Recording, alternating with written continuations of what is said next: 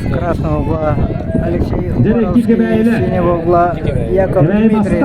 Оба Вонна представители Кобельского улуса. Кебейи Чагда. Саха Республикаден Атахан Ютугар Сахабнага Оретугар Вонна Дагар Мугудур Кайлага Алексей Воровска Итенна Кинотары Дагар Ютугар Иккесылын Яков Дмитриев вчера в первом свете Егор Дыгына